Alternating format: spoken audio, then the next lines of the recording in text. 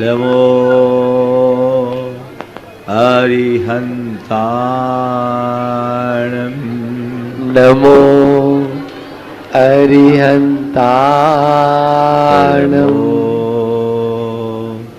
सिद्धाणं नमो सिद्धाणं नमो आयर्याणं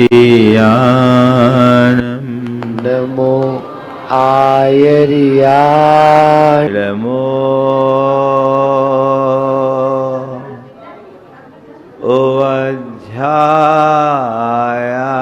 ओवध्यायानं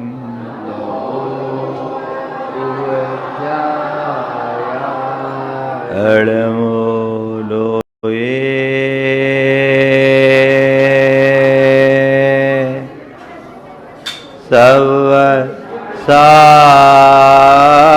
सवसाहुनं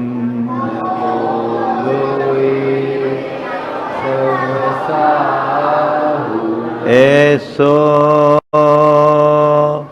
पंचनमोयारो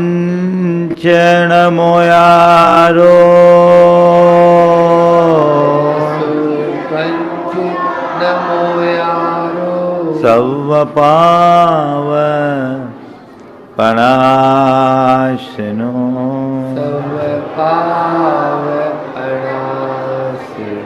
मंगलार्णं च सवेसिं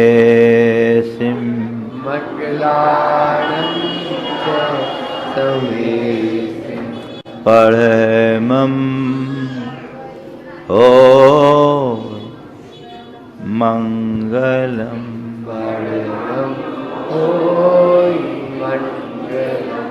जय बोलो देवादिदेव 1008 श्री भगवान महावीर स्वामी की, अहिंसा परमो धर्म की, परम पूज आचार्य गुरुवर श्री विद्यासागर जी महाराज की, परम पूज्य मुनि श्री 108 प्रमाण सागर जी महाराज की, परम पूज्य 108 मुनि श्री संधान सागर जी महाराज की, समस्त आचार्य संघ की। आज वर्ष का आखिरी दिन है। आप सब लोग नव वर्ष की तैयारी में हैं, पर मैं समझता हूं आज का दिन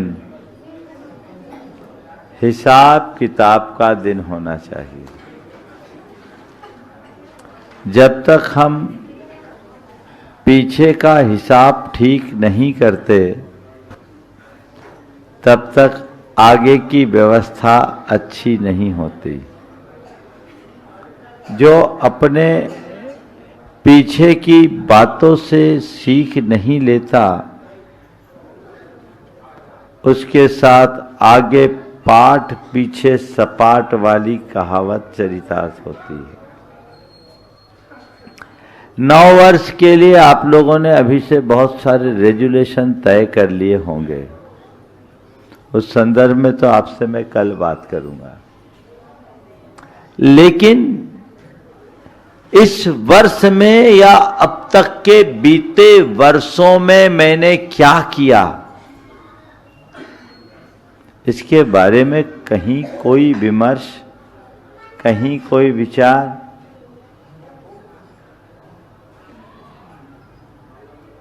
दिन भर दिन बीतते हैं, माह बदलते हैं, वर्ष बदल जाता है, लेकिन हम कितना बदले? हाँ, बदलाहट तो हमारे अंदर भी आई है, बहुत बड़ा बदलाव आया है। क्यों? बच्चे से बड़े हो गए, कोई शिशु था किशोर बन गया, कोई किशोर था वो युवा बन गया, कोई युवा था वो प्रौढ़ बन गया, और जो प्रौढ़ थे वो बूढ़े हो गए, और कुछ बूढ़े थे वो चले गए, है ना? ये परिवर्तन है ना? परिवर्तन। ये बदलाव बाहर का है। पहले अकेले थे, अब परिवार बसाया, व्यापार किया, धन पैसा जोड़ा, बहुत बड़ा बदलाव। ये भी उपलब्धियां बाहर की है। प्रश्न भीतरी बदलाव और भीतरी उपलब्धियों का है। मेरे अंदर के विचार कितने बदले, मेरी भावना में कितना बदलाव आया, मेरे आचरण में कितना सुधार आया, मेरे व्यवहार में कितना बदलाव आया। बोलो। समीक्षा हमें इसकी करनी हो, समीक्षा हमें इसकी ही करनी है, हमारे भीतर क्या बदला।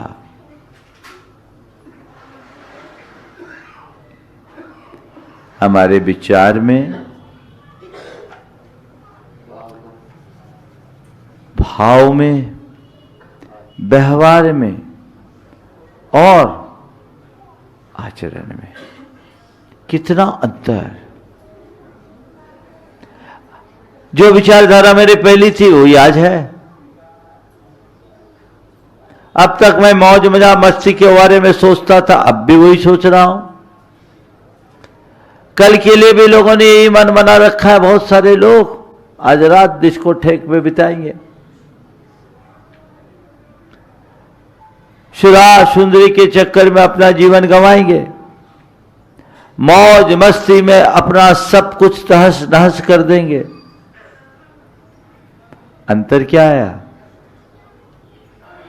जो भौतिक विचारधारा पहले थी वही अब है और आगे भी वही रहेगी। तो चाहे कितने वर्ष क्यों न बीत जाए, जीवन का उत्कर्ष नहीं हो पाएगा।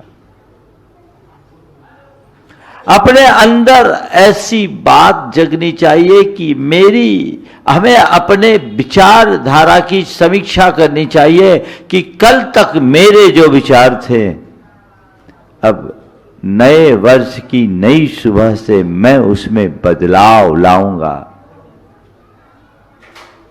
मेरे विचारों में परिवर्तन होना चाहिए। भौतिक विचारधारा से अब मैं आध्यात्मिक विचारधारा की ओर उन्मुख होऊंगा।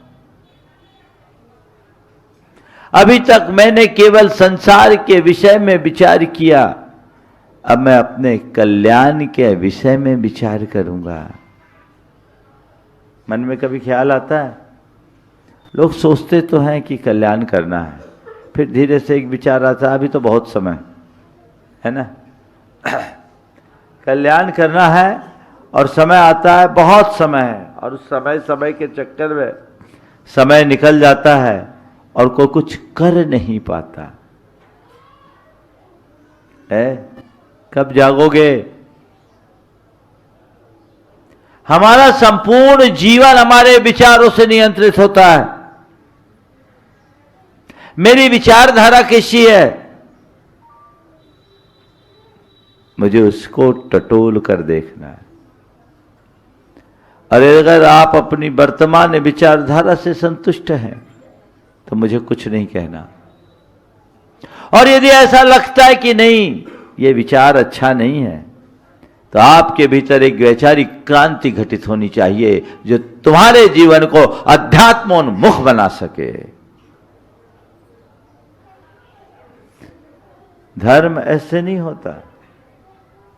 जब तक अंदर के विचार नहीं बदलेंगे धर्म नहीं होगा। भीतर ऐसी क्रांति होनी चाहिए। एक बने बनाए ढर्रे पे जीते आ रहे हो और ऐसे जीते जीते पूरा जीवन खत्म कर दोगे, हासिल कुछ भी नहीं होगा। थोड़ी देर के लिए विचार करिए,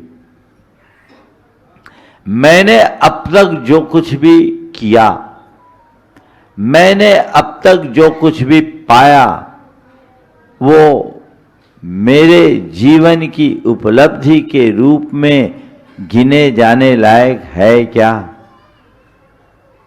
बोलो,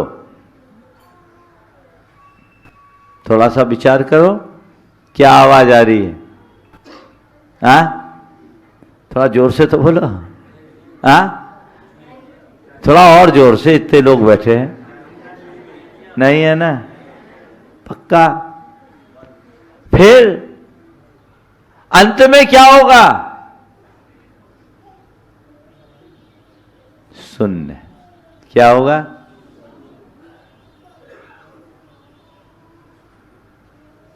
अपने अंदर ऐसा बदलाव आए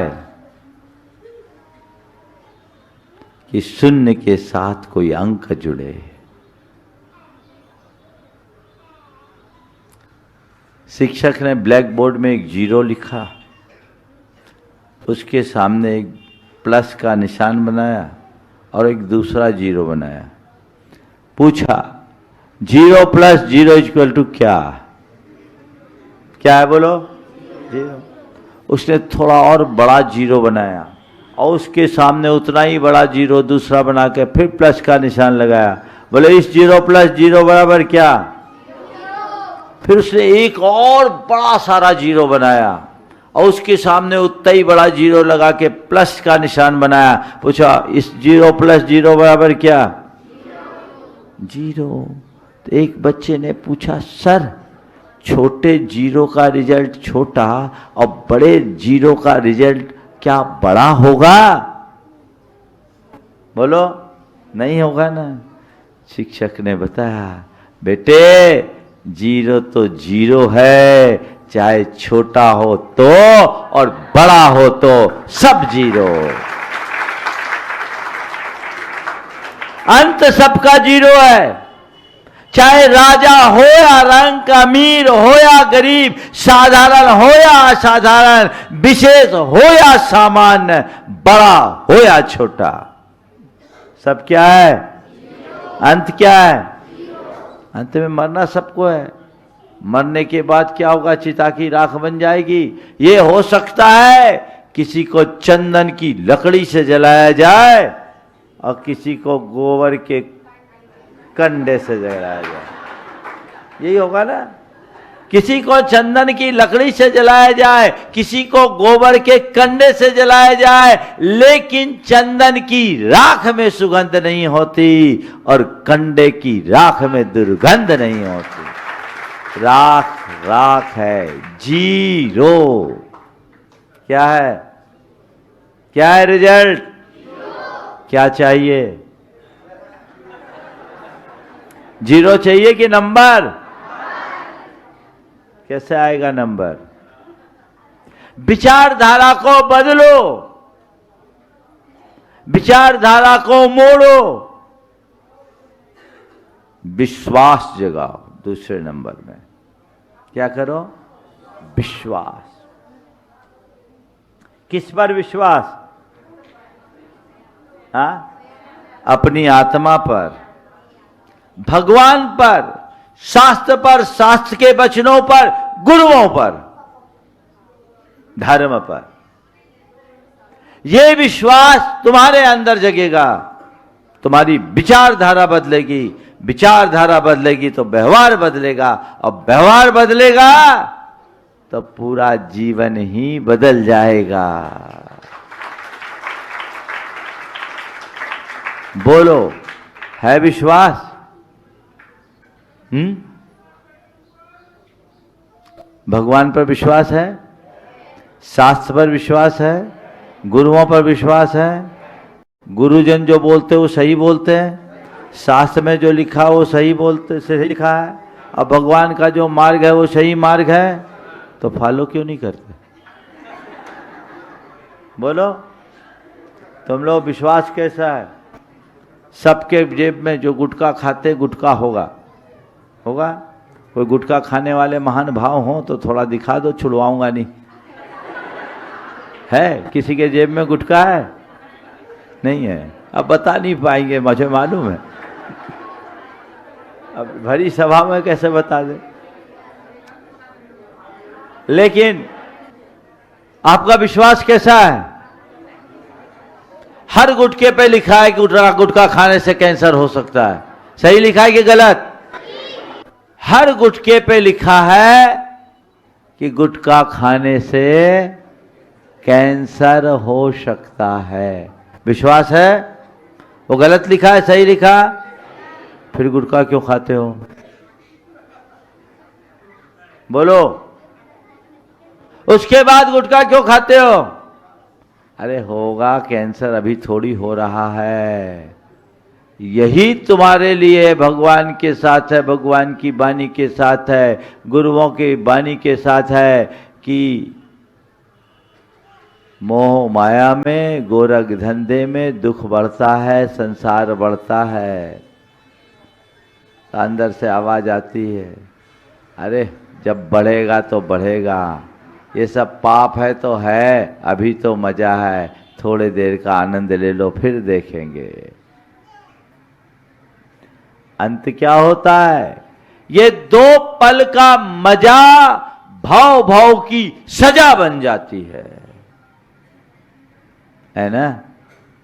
जो व्यक्ति हिदायतों की उपेक्षा करके भी बहुत ज्यादा गुटखा सिगरेट वगैरह पीते, इनका सेवन करते, कैंसर के शिकार होते, जीवन बर्बाद होता है। इन सब से केवल एक जीवन बिगड़ता है, और भगवान की वाणी की उपेक्षा करने वालों का भाव बिगड़ जाता है। शास्त्र के वचनों को प्रमाण मानिए, उसमें ही अपना कल्याण समझिए और उसके अनुरूप जीवन जीने का अभ्यास कीजिए। बदलाव आएगा। चल रहा है, ठीक है, अभी तो कुछ थोड़ी हो रहा है। अरे अभी नहीं हो रहा, तुम्हें दिख नहीं रहा, असर तो हो ही रहा है। तुम्हारी चेतना में न जाने कितने पापों की परत जमी है और गहरी होते जा रही है। भोगना तो तुम्ही को पड़ेगा।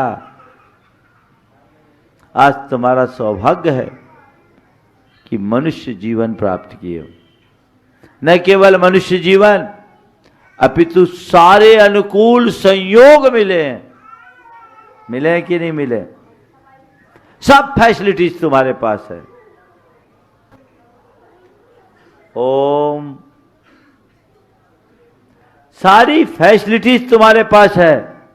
इन सबको पाकर के भी यदि अपने जीवन का सुधार नहीं कर पाओगे तो तुमसे बड़ा अभागा इस संसार में कोई नहीं। भगवान की वाणी पर विश्वास जगाओ, नई विचारधारा जन्म लेगी और वही विचारधारा तुम्हारी भावना को बदलेगी, तुम्हारा व्यवहार बदलेगी, जिससे तुम्हारा जीवन परिवर्तित होगा। खूब जी लिया गोरख धंधे में, खूब कर ली दुनियादारी, खूब कर लिया मौज मस्ती, खूब रम गए हास विलास में। अब मुझे अपनी आत्मा का कल्याण करना है, अब मुझे अपने जीवन का हित साधना है, अब मुझे अपने लिए जीना है। ये विचार और भाव जब अंदर जगेंगे तब जीवन में बदलाव घटित होगा। विश्वास वो होना चाहिए, कच्चा विश्वास नहीं, सच्चा विश्वास, पक्का विश्वास। आत्मा के स्वरूप पर विश्वास करो, भगवान पर विश्वास करो, भगवान की वाणी पर विश्वास करो, गुरुओं पर विश्वास करो, गुरुओं के मार्ग पर विश्वास करो। ये बदलाव जीवन का उद्धार कराएगा। हिसाब लगाना, आज का दिन है, देखा जोखा तो बहुत करते हो, इधर देखो।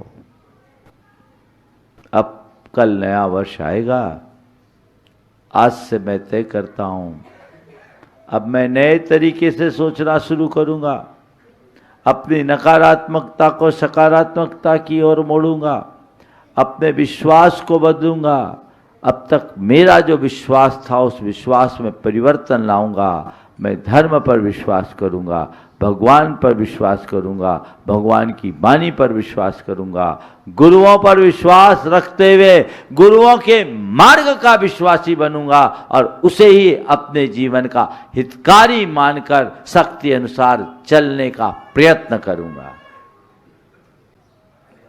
मन में जगाओ ये बात। कभी आता है ऐसा विचार? आता है क्या? बोलो। महाराज जब आप लोग प्रवचन सुनते हो उस समय तो बहुत हलचल मचती, उसके बाद महाराज उसकी बात की मत पूछो, उसके बाद सब ढीले हो जाते। इस समय आपके अंदर उथल पुथल हो रही होगी। महाराज कह तो सही रहे, गलत कब कहते हैं? लेकिन अनादि का संस्कार कुछ ऐसा बना हुआ है जो बार बार मति उधर ही दौड़ने लगती है और वही हमारे जीवन को भटकाती है। तो ये परिवर्तन अपने अंदर आना चाहिए और उसके बाद व्यवहार को बदलिएगा, जीवन बदल जाएगा। तो ये हमारे जीवन के बदलाव के आधार हैं। हमारे दिन महीने साल गुजरते जाएंगे, लेकिन हम जहाँ के तहाँ रह जाएंगे, इससे कोई लाभ नहीं है। अंदर बदलाव हो, एक दिन हमारी कहानी खत्म हो जाए, क्या पता, कोई भरोसा है? पल का भरोसा नहीं हो। इसलिए जीवन समाप्त हो उससे पहले हमें अपना पथ प्रशस्त कर लेना चाहिए। पटेरा के लोग बहुत भाग्यशाली हैं, बड़े बाबा के छत्र छाया में रहने का सौभाग्य मिला है। हमेशा समय समय पर गुरुओं का समागम आप लोगों को मिल जाता है। आज फिर से योग आपको प्राप्त हुआ है। इस योग का सही प्रयोग कीजिए, अपने धार्मिकता को आध्यात्मिकता के साथ जोड़िए। इतने मात्र में कृतार्थ मत मानिए अपने आप को कि मैंने थोड़ी पूजा पाठ कर ली। हमने पूजा पाठ कर लिया, थोड़ा व्रत उपवास कर लिया, थोड़ा दान पुण्य कर लिया, मेरा जीवन धन्य हो गया, इस भ्रम में मत रहना। जब तक भीतर अध्यात्म की ज्योति नहीं जगती, जीवन नहीं बदलता। भीतरी बदलाव घटित करो, वो अपना लक्ष्य बना करके चलो, जो हमारे विश्वास को बदले, जो हमारे भाव को बदले, जो हमारे व्यवहार को बदले। ऐसी विचारधारा, एक वैचारिक उत्क्रांति अंदर घटित होनी चाहिए, तो अपने जीवन में बहुत बड़ी उपलब्धि होगी और हम अपने जीवन को आगे बढ़ाने का प्रयत्न करेंगे। आज समय काफ़ी हो गया है, सार संक्षेप में मैं यहीं पर विराम लूँगा, क्योंकि आज मध्याह्न में बड़े बाबा के चरणों में हम सबको जाना है। समय पर छोड़ने पर ही समय पर सबको आएंगे। मेरे पास सूचना आई है, आज सदलगा और महाराष्ट्र से बहुत सारे हमारे साधर्मी बंधु आए हैं, उन सभी के लिए आशीर्वाद। बोलो अहिंसा परमो धर्म की, बोलो देवादिदेव खजराज श्री भगवान महावीर स्वामी की जय। अहिंसा परमो धर्म की जय। परम पूज आचार्य गुरुवर श्री विद्यासागर जी महाराज की जय। आचार्य श्री समय सागर जी महाराज की, पूज मुनिवर श्री प्रमाण सागर जी महाराज की, पूज मुनिवर श्री संधान सागर जी महाराज की, समस्त मुनि संघ की नमस्ते। नदी अपने उद्गम स्थल से निकलती है और कूलों किनारों के मध्य एक नियंत्रित वेग और निर्धारित दिशा की ओर जब आगे बढ़ती है, तब विशाल सागर में समाहित होती है। यदि वह नदी अपने तटबंधों का उल्लंघन कर दे, तो वह नदी सागर में समाहित होने की जगह मरुथल में भटक कर नष्ट भ्रष्ट हो जाएगी।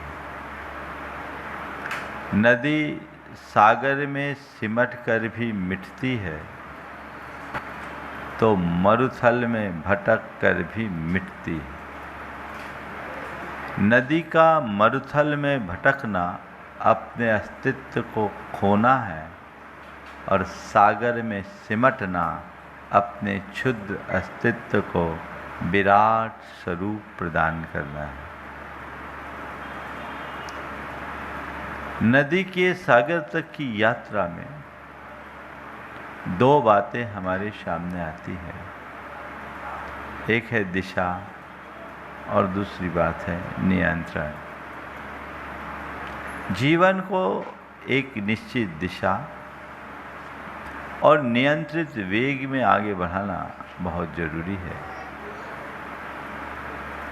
और इसे ही हमारी संस्कृति में संयम कहा गया है। जिनके जीवन की दिशा है, जिनके जीवन में नियंत्रण है, उनका जीवन संयमित, संतुलित और सधा हुआ जीवन माना जाता है। दिशाहीन, नियंत्रण विहीन व्यक्ति असंयत कहलाते हैं। उनके विचारों, भावनाओं में, वाणी में और व्यवहार में कहीं नियंत्रण नहीं होता। हम अपनी विचार, भावना, वाणी और व्यवहार चारों स्तर पर विचार करें कि हमारे जीवन में कितना नियंत्रण है। आज मैं उसी अनियंत्रण से बचने की बात करता हूँ जिसका नाम है असंयम। असंयम से बचे, अनियंत्रण से बचे। जीवन में नियंत्रण चाहिए। जब कभी भी हम असंयम की बात करते हैं, हमारा ध्यान आचार विचार से भ्रष्ट व्यक्ति की तरफ चला जाता है। जब हम संयम की बात करते हैं तो हमारी दृष्टि शुद्धता और सात्विकता के साथ जीने वाले व्यक्ति पर केंद्रित हो जाती है। ये संयम का बड़ा उथला रूप है। हमें असंयम को गहराई से पहचानने की जरूरत है। व्यवहारिक जीवन में हमें कहाँ कहाँ अनियंत्रण है, हमारे जीवन में कहाँ कहाँ अनियंत्रण है, हमें उसे परखना चाहिए और उसे नियंत्रित करने का पुरुषार्थ करना चाहिए। ये अनियंत्रण या असंयम हमें उलझाता है और नियंत्रण या संयम हमारे जीवन को आगे बढ़ाता है। 4 रूपों में हम व्यवहारिक स्तर पर अपने असंयम को पहचान सकते हैं। पहले है इंद्रियाधीनता, इंद्रियों के वशीभूत होना, बिना जरूरत के भोजन करना, बिना जरूरत के बोलना, बिना जरूरत के खर्च करना, गैर जरूरी कामों में रुचि रखना। यह एक असंयम है। अपने अंदर उतर करके हमें देखने की जरूरत है कि मेरे जीवन में ऐसा कोई असंयम तो नहीं पल रहा है। यदि है तो मुझे उस पर नियंत्रण करने की आवश्यकता और अपेक्षा है। जब तक मैं उस पर नियंत्रण नहीं करता तब तक अपने जीवन को बेहतर नहीं बनाया जा सकता। नियंत्रण लाने की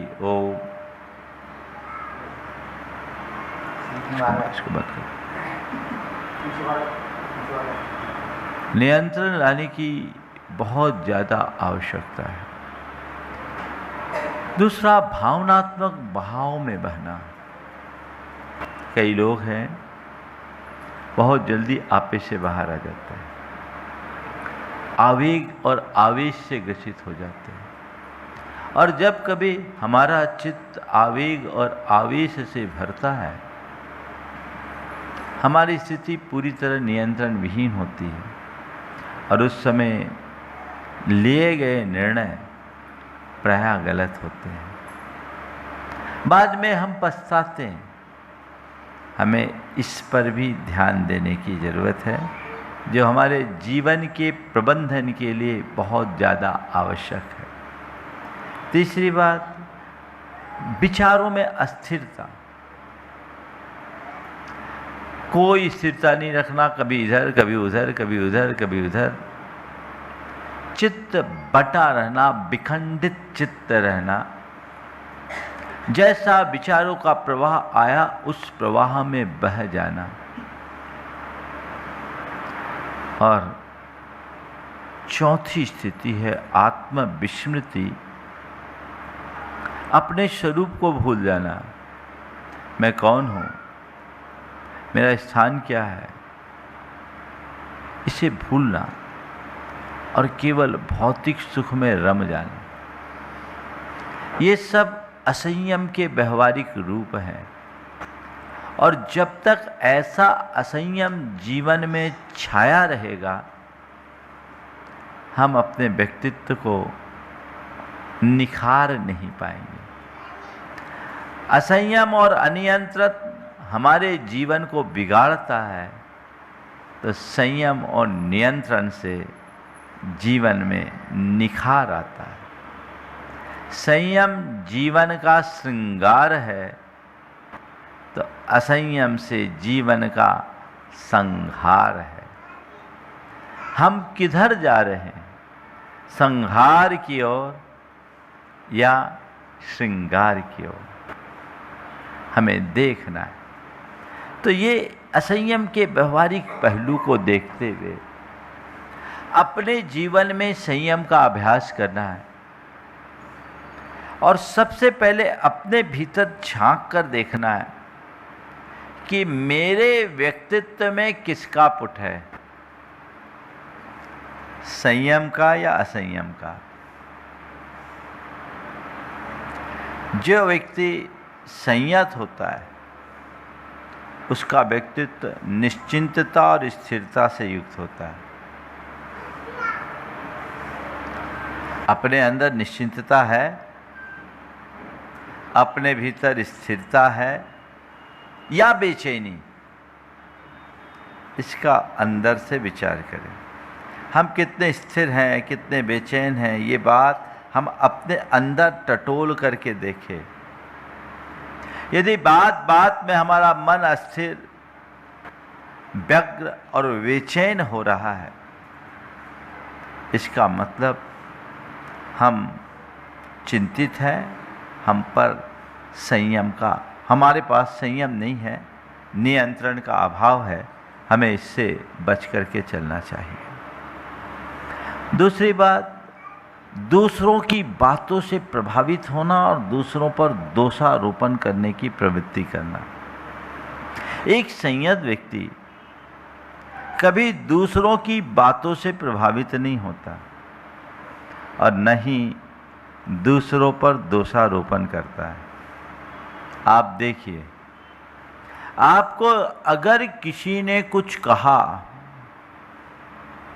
और आप प्रभावित हो गए, इसका मतलब आपका अपने आप पर नियंत्रण नहीं है। थोड़ी सी तारीफ की, खिल गए, है ना, और एक टिप्पणी की, खौल गए। खिलने और खौलने का खेल पल पल होता रहता है। इसका मतलब क्या हुआ? इसका मतलब केवल ये है कि हमने अपनी स्थिति ऐसी बना दी कि हमें कोई भी कभी भी खिला दे और कोई भी कभी भी खौला दे, कोई भी कभी भी हंसा दे और कोई भी कभी भी रुला दे। हमारी स्थिति इस लाइट की तरह है, जब जी में आए जला दो और जब जी में आए बुझा दो। स्विच ऑन किया, जल गए, और ऑफ किया, बुझ गए, है ना। तो तुम्हें कोई कभी भी जला बुझा रहा है, इसका मतलब तुम्हारा नियंत्रण तुम्हारे ऊपर नहीं है। तुम्हारा नियंत्रण तुम्हारे ऊपर होना चाहिए, और यह केवल तभी और तभी संभव होगा जब न तो दूसरों से प्रभावित होगे और न ही दूसरों पर दोषारोपण करो। आज सुबह एक व्यक्ति के विषय में मुझसे कहा गया, एक सज्जन के विषय में, कि महाराज जी, उनकी एक विशेषता है, नाम उल्लेख नहीं कर रहा हूँ क्योंकि उन्होंने मना किया, बोले उनकी एक विशेषता है, उनसे कुछ भी कह दें उनको ज़्यादा फर्क नहीं पड़ता, और बहुत ज़्यादा हो तो कहते हैं माय डियर, थैंक यू। क्या बोलते हैं? माय डियर थैंक यू, जाओ। ये कितना बड़ा कंट्रोल है, सेल्फ कंट्रोल, आत्मनियंत्रण। प्राय लोग बहाव में बहते हैं, अपने भावनाओं और आवेगों पर नियंत्रण नहीं रख पाते, और फिर ऐसे व्यक्ति के लिए निर्णय नहीं हो पाते और निर्णयों में असमर्थ होते, जल्दबाजी करते और पश्चाताप करते, हड़बड़ी में नियंत्रण, सूझबूझ का अभाव ऐसे व्यक्ति के जीवन में हो जाता है और असंतुलित व्यवहार होता है। पल में मासा पल में तोला वाला, कभी बहुत खुश और पल में खिन्न, कभी बहुत उत्साहित और कभी एकदम उदास होता है। तो कैसे कई लोग होते हैं, उनके मूड का कोई भरोसा ही नहीं होता। एकदम पल में एकदम खुश दिखेंगे और पल में एकदम पासा पलट जाएगा, है ना। पल में मासा पल में तोला वाला खेल खेल लेते हैं। ये चीजें इस बात को दर्शाती है कि ये व्यक्ति बड़े उथले व्यक्तित्व का धनी है, इसके जीवन में संयम का अभाव है। हमें अपने जीवन में संयम लाना है, आत्मनियंत्रण बहुत ज्यादा जरूरी है। असंयम को विदा करें। बहुत सारे क्षेत्र हैं संयम के, पर आज मैं आपसे 4 जगह संयम रखने की, 4 प्रकार के असंयम से बचने का परामर्श देना चाहता हूं। सबसे पहली बात, भोजन बिना भूख के नहीं खाएंगे। भोजन का स्वाद लेंगे, लेकिन स्वाद के लिए भोजन नहीं करेंगे। कर सकते हैं? अपने मन से पूछो। स्वाद की प्रधानता से भोजन करते हो या भूख की शमन के लिए भोजन करते हो? बोलो। हाँ? अगर आप स्वाद के लिए भोजन कर रहे हो, भले वो 16 का भोजन है, स्वाद की प्रधानता है तो वो अनियंत्रण है। भूख का शमन होना चाहिए। उद्देश्य क्षुधा की निवृत्ति के लिए भोजन है, शरीर की स्थिरता के लिए भोजन है, स्वास्थ्य को टिकाए रखने के लिए भोजन है। सवाल करो अपने मन से, खाने के लिए जी रहे हो या जीने के लिए खा रहे हो? बोलो। जीने के लिए खा रहे या खाने के लिए जी रहे? बोलो। ईमानदारी से बोलना। काय के लिए बोल रहे हो? काय के लिए? जीने के लिए खा रहे? बोलो तो थोड़ा जोर से। हाँ? बस आज से एक ही सूत्र लेके जाओ, अपने मन में ये बात गहरे स्तर पर बिठाओ कि मुझे जीने के लिए खाना है, खाने के लिए नहीं जीना। भोजन का स्वाद लेना है, लेकिन स्वाद के लिए भोजन नहीं लेना है। स्वाद की प्रधानता से भोजन करने की जगह भूख के शमन के लिए भोजन करना है। और भूख के शमन के लिए यदि भोजन करना है तो सदैव इस बात का स्मरण रखो, क्या खाना, कब खाना, कितना खाना और कैसा खाना, कैसे खाना। बोलो। आप इतना विचार करते हो खाते समय? क्या खाना क्या नहीं खाने का विवेक है? कब खाना कब नहीं खाने का विवेक है? कैसा खाना नहीं कैसा नहीं खाना इसका विवेक है? और कितना खाना, इतना कितना नहीं खाना इसका विचार है? ये अनियंत्रण है। और ऐसे लोग जो अपने भोजन पर संयम नहीं रखते, उनकी दशा बड़ी विचित्र हो जाती है। आगे चलकर वो खाने लायक भी नहीं बचते। दिखते हैं ना, 10 तरह की बीमारियां हो जाती। डायबिटीज है, कार्डियक पेशेंट है, लीवर की खराबी है, किडनी की खराबी है, कुछ नहीं खा पा रहे भाई साहब। पहले से अगर संयत आचरण किया होता तो ये दशा क्यों होती? क्या खाना बता दूं? वही खाना जो तुम्हारे स्वास्थ्य के अनुकूल हो, साधना में सहायक हो, जिससे शरीर की पुष्टि हो और मन की शुद्धि हो, वो भोजन करो। ऐसा भोजन करो जो तुम्हें भजन में लगा दे। ऐसा भोजन मत करो जो तुम्हें भंजन में लगा दे। हमारे यहाँ कहावत है ना, जैसा खावे अन्न वैसा होवे मन, और जैसी पीवे पानी वैसी होवे वाणी। ये निराधार नहीं है। अब वैज्ञानिकों ने भी इस पर शोध किया, इस पर कभी और चर्चा करूंगा, आज का विषय नहीं है। लेकिन भोजन पर नियंत्रण होना चाहिए। अगर संयम की तरफ दृष्टि है और उसके लिए ज्यादा कुछ नहीं, केवल एक बात अपने मानस में बिठा दो, मुझे स्वाद के लिए नहीं खाना, खाने का स्वाद लेना।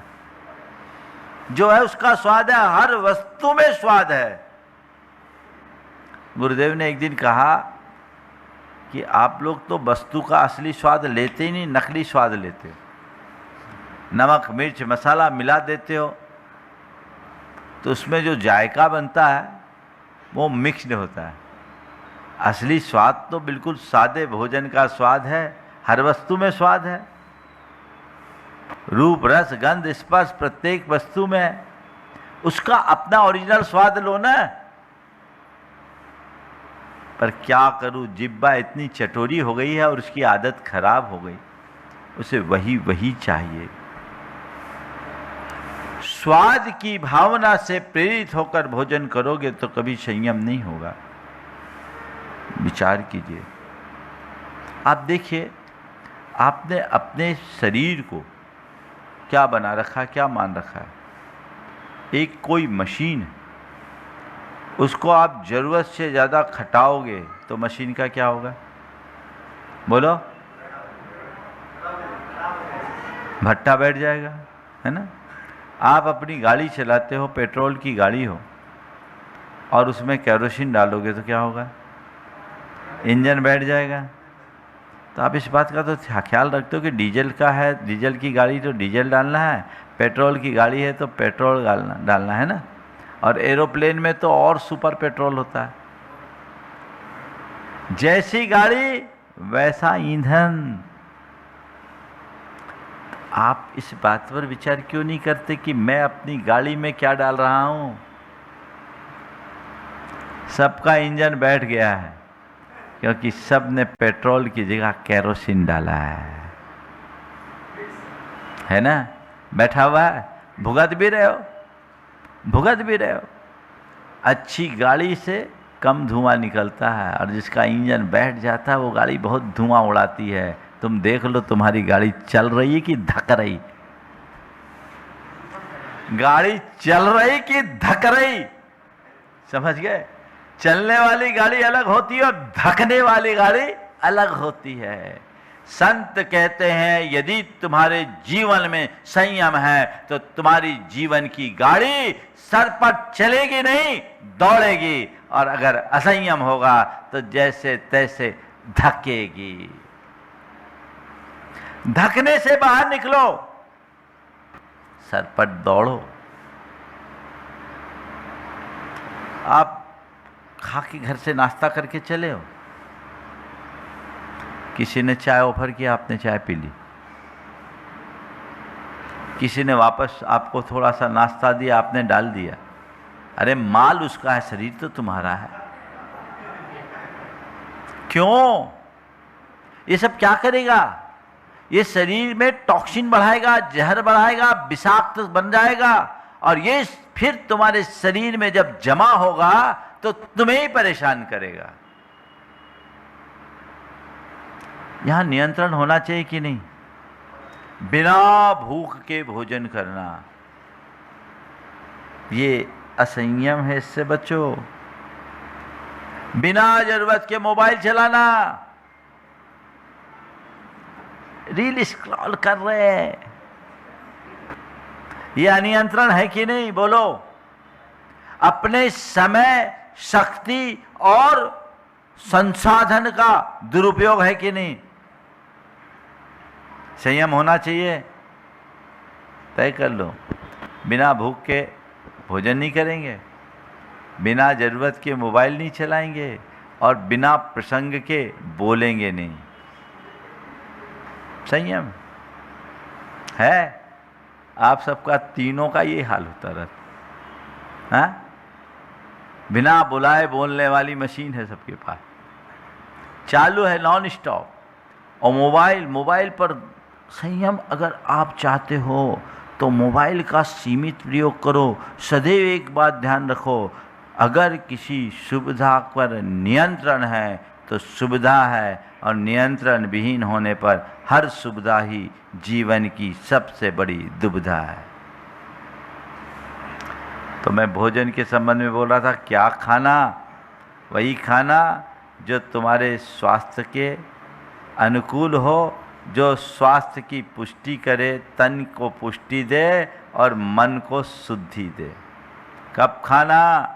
जब भूख लगे तब खाना, और दिन में खाओ। रात में शरीर को आराम दो। तुम सो रहे हो, पूरे शरीर को आराम, पेट को मेहनत करनी पड़ रही है, भैया उस पर कृपा करो, उसे आराम दो, तब तुम सुखी रहो। कितना खाना? भूख से कम खाना, ठूस ठूस कर कभी मत खाना। गुरुदेव हमेशा कहा करते थे, एक कहावत सुनाते थे, आधा भोजन कीजिए, दूना पानी पीव, तिगुना श्रम, चौगुनी हंसी, वर्ष 125 जी। आधा भोजन कीजिए, दुगना पानी पी, तिगुना श्रम, चौगुना हंसी, वर्ष 125 जी। आप लोग क्या करते हैं? ठूस ठूस कर भर लेते हैं। क्या हो गया?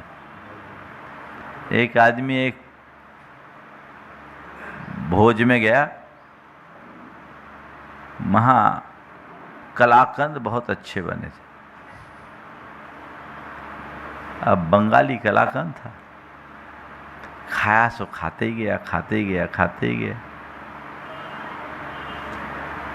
कलाकंद से पूरा पेट भर लिया, ढंग से पानी आनी पिया नहीं। अब कोई भी चीज़ यदि सीमा से ज़्यादा करोगे तो परिणाम क्या होगा? बाद में उसके पेट में बड़ा दर्द उठ गया, पेट दुखने लगा। डॉक्टर को दिखाया, डॉक्टर ने कहा लो एक गोली मैं दे रहा हूँ, एक गिलास पानी के साथ इस गोली को ले लो, दर्द में आराम मिल जाए। बोले डॉक्टर साहब पेट में इतनी जगह होती तो 2 कलाकंद और नहीं खा लेता। कितना खाना? अधिक खाने से लोग ज्यादा बीमार होते हैं। कम खाना, समझ गए? और कैसे खाना? प्रसन्नता से, शोधन पूर्वक, और सबसे उत्तम तरीका है मौन पूर्वक बैठकर। आजकल तो आप लोग खड़े खड़े जूता चप्पल पहने पहने खाते हो, बोलते चालते रहते हो, देखते तो हो ही नहीं, पता नहीं पेट में क्या क्या चला जाता है। और मोबाइल टीवी देखते हुए खाते हो। ये सबसे बड़ी बीमारी जो आपके चित्त को सर्वाधिक असंतुलित करती है। आप देखिए, टीवी देख करके भोजन कर रहे हैं और देख रहे हैं कि पहलगांव में 25 लोगों को कत्लेआम गोलियों से भून दिया गया, खून के फव्वारे उड़ रहे हैं, लोगों के चिथड़े उड़े दिख रहे हैं, और आप उन सबको देखते हुए चाय की चुस्कियां लेते हुए खा पी रहे हैं। बोलो, चल रहा है? ये सब देखने से आपके अंदर की संवेदनाएं मरेगी। और जिसकी संवेदना समाप्त हो जाती है वो मनुष्य ही नहीं रह पाता। अपनी संवेदनाओं को जीवित रखें। तो अपने भोजन के प्रति आपको ध्यान रखना है, वहाँ अपने जीवन में संयम रखना। ये अभ्यास आज से कि मेरा नियंत्रण मुझ पर होना चाहिए। जो मिले उसका स्वाद लूं, स्वाद के लिए भोजन की प्रतीक्षा न करूं, भूख के बिना भोजन न करूं, बार बार कुछ खाने की आदत से बाहर निकलूं। ठीक। दूसरी बात, वाणी में संयम लाए। कर्कश, कठोर, मर्मघाती शब्दों के प्रयोग से बचूं। आपके पास बहुत बड़ी शक्ति है। वाणी कोई साधारण बात नहीं है, बहुत बड़ी ताकत है। वाणी कितनी दुर्लभ शक्ति है इसका पता केवल उनसे लगेगा जिनके पास वाणी नहीं है, जो मूक हो गए। मैं एक ऐसे सज्जन को जानता हूं जो बहुत अनर्गल बोलते थे, बहुत अनर्गल, गाली गलौज के अलावा कोई शब्द ही उनके मुख से नहीं। पर आप सब सुनकर के आश्चर्य करोगे, कुछ ऐसे कर्म का उदय आया उस व्यक्ति का कि अपने जीवन के अंतिम 4 साल तक एक शब्द नहीं बोल पाया, वाणी ही छिन गई। रोता था। मैंने अपने वाणी का दुरुपयोग किया, उसका परिणाम मैंने भोग लिया। हम एक बात सदैव ध्यान रखें कि हमारे व्यवहार का आधार हमारा वचन व्यवहार है। हम किससे क्या बोलते हैं सब कुछ उस पर असर पड़ता है। बोली से व्यक्ति का हृदय खिलता है और बोली से ही व्यक्ति का चित्त खौलता है। अपनी वाणी में मिठास होना चाहिए। हम कटुता युक्त बातों का प्रयोग न करें। कठोर बात, कर्कश बात, मर्मघाती बात, जिससे सामने वाले को ठेस लगे, इससे बचें। और इससे बचने के लिए 4 प्रकार के शब्दों से परहेज करें। आवेश परक शब्दों का, आलोचना परक शब्दों का, अपमानजनक शब्दों का और आरोपजनक शब्दों का। आदेश परक, आलोचना परक, अपमान परक और आरोप परक। आप किसी को आदेश की भाषा में मत बोलिए, चुभता है। ऐसा कर दो और कृपया ऐसा कर दीजिए, अंतर है। आओ, आइए ना, कितना अंतर है। ऑर्डर और रिक्वेस्ट में अंतर है कि नहीं, बोलो। हम ऐसा कर सकते हैं कि नहीं। अपने अंदर ऐसा संयम हमें लाना है। किसी की बुराई क्यों करें, आलोचना क्यों करें, किसी का अपमान हो, ऐसे शब्दों से अपने आप को बचा के रखें। और सीधे सीधे किसी पर कोई आरोप लगाने से बचे। ये हमारी वाणी का नियंत्रण है। तीसरे प्रकार का असंयम है जिससे हमें बचना है, वह है भावनाओं के बहाव में बहना। उससे बचे। मन में क्रोध है, ईर्ष्या है, मोह है, इन पर नियंत्रण न रहना असंयम है। अपने क्रोध पर काबू रखना, अपने अभिमान पर काबू रखना, अपने ईर्ष्या पर, अपने मोह पर, अपने अंदर की वासनात्मक वृत्ति पर नियंत्रण रखना, ये आज बहुत जरूरी है। जब हम इन पर नियंत्रण रखने में सक्षम होते हैं तब कहीं जाकर हमारा जीवन निखरता है। पहले लोग कुछ भी बोल दे, बाद में पछताते हैं। पछताते ही है ना।